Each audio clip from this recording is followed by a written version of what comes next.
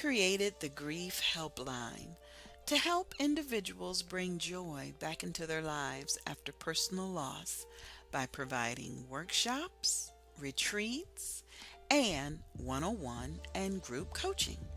I realized that I wasn't the only one grieving the loss of a loved one.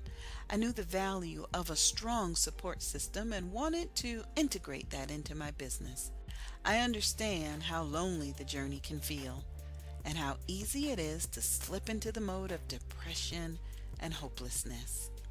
I was accustomed to saying that I was okay and having long, hard crying spells at home. I had been in a relationship with Paul for over 30 years. When he passed in 2007, the same year I started my business, it took me a while to get over that loss. I was constantly thinking of him, things we used to do and places we used to go together. Then I realized that he was in a better place and wouldn't want to come back here for anything. He was a good guy, and I feel that his spirit is resting. I had to thank God for placing him in my life and finally letting him rest.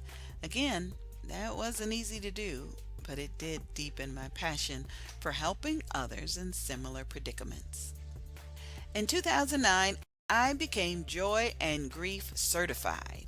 Now, I had both the personal experience and professional training to go about fulfilling my purpose of helping those who are dealing with grief and having a hard time putting their lives back together.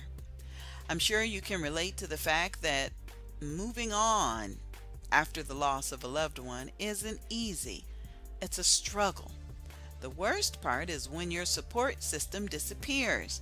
During the funeral arrangements, you're so wired, trying to get everything done and put away. After that, you realize that no one is calling anymore. The support system that you had when people were sending their condolences and praying for you isn't there anymore. At that point, you realize it's just you. The Grief Helpline, written by Vernessa Blackwell, the Grief Strategist, and narrated by me, the Queen Bee, Angie B.